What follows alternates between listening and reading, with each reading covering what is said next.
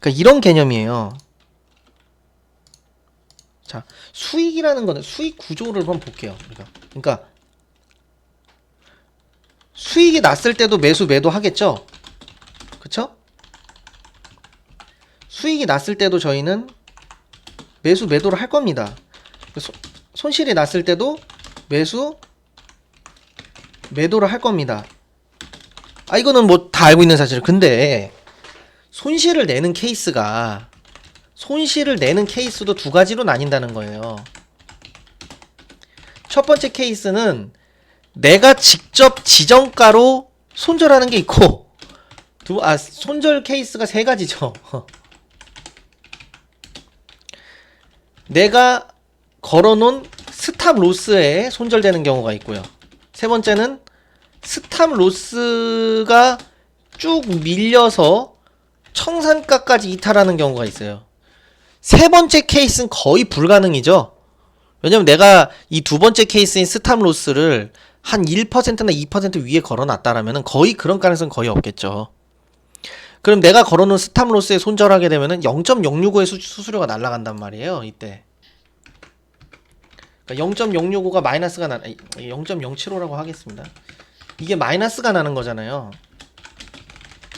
근데 내가 직접 지정가로 손절하면 어떻습니까? 제가 아까 말했죠.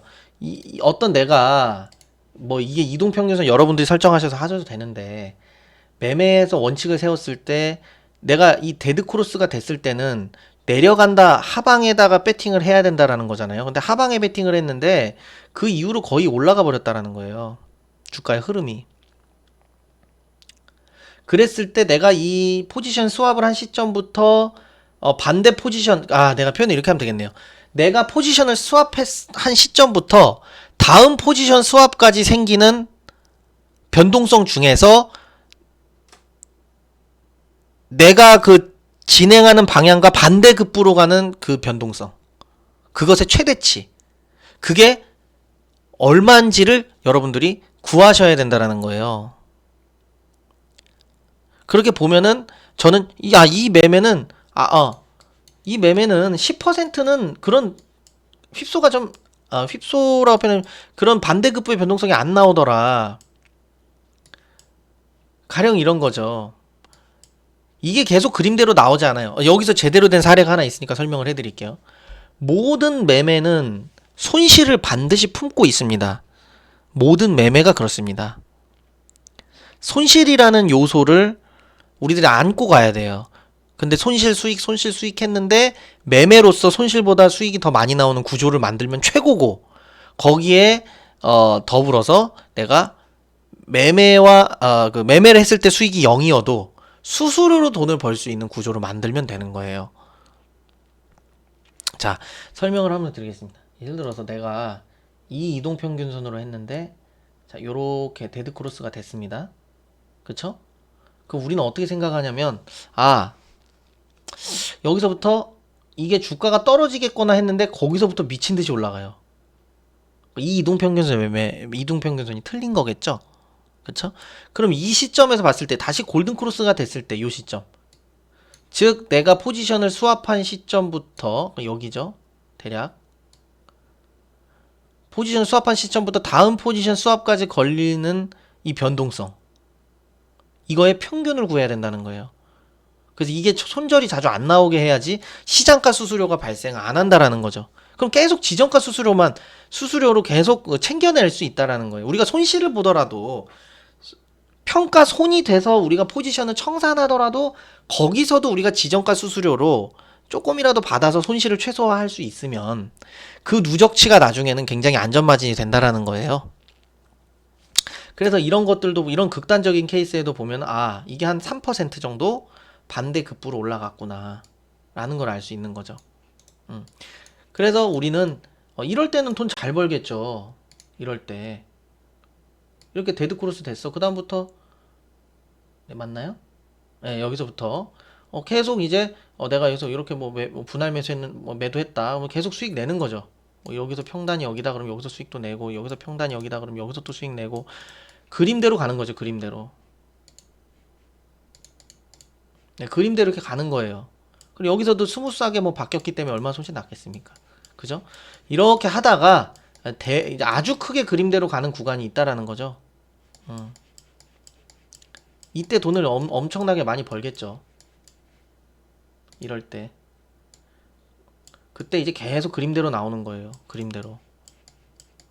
여기서 조금의 포지션 수합이 있었지만 아까 말한 대로 포지션을 수합한 시점부터 다음 포지션을 수합할 때까지 걸린 변동성. 이거 얼마 안 되잖아요.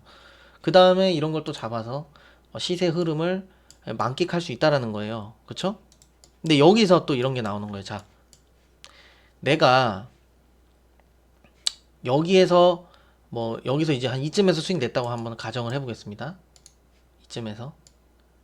이쯤에서 수익 냈다 가정하면 안 되죠. 왜냐면 내가 매도한 시점이 최고점이다라고 생각하는 건 너무 자기에게 불리한 그 수수료 그 구조를 책정하는 거죠. 여기서 자세히 보시게 되면 요렇게 내려오죠. 여기까지 단기적으로. 그럼 이제 중간값 이상의 이제 수익, 내가 만약 분할 매수 전략을 진행했을 때를 말씀드리는 거예요.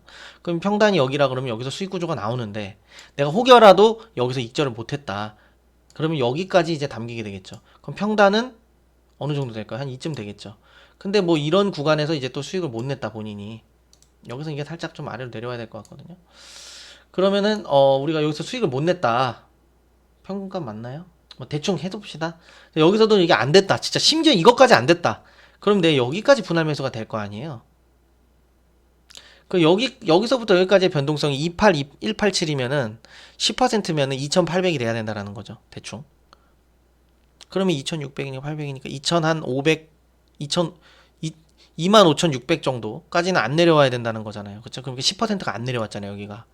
그럼 내가 이 포지션이 이렇게 바뀌었을 때, 즉, 여기에서 사서 여기까지 담기고, 왜 나는 이거 데드크로스 될 때까지 이 매수 포지션 유지해서 걸어놨을 거 아닙니까?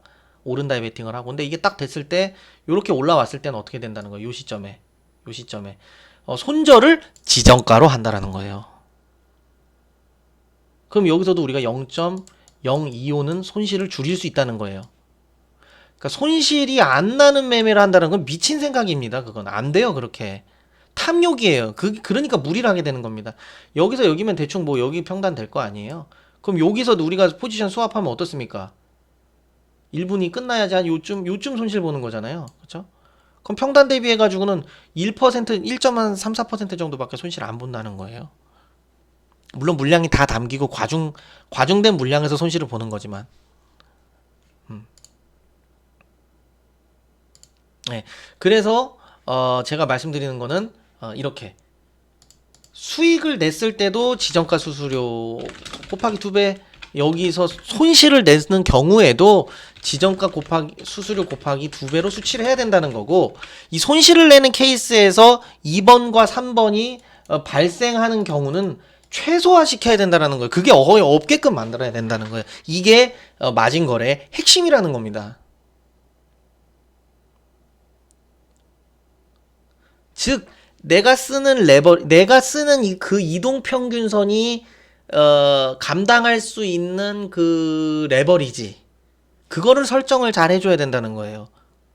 장기 투자하는데 레버리지 10배 해놓는다. 그거 미친 생각이죠. 그거는 2배 정도 하면은 그게 그 전략이 될 수 있겠지만, 장기적으로 보는데 레버리지 10배 하는 건 20배 한다. 미친 생각이죠. 수익 매매 2, 3주 보는 걸 레버리지 10배 한다. 이건 미친 생각이에요. 근데 내가 확인하는 그 시간이 그 체크하는 시간 폭이 짧다라고 하면은 레버리지는 좀 더 높여도 되겠죠.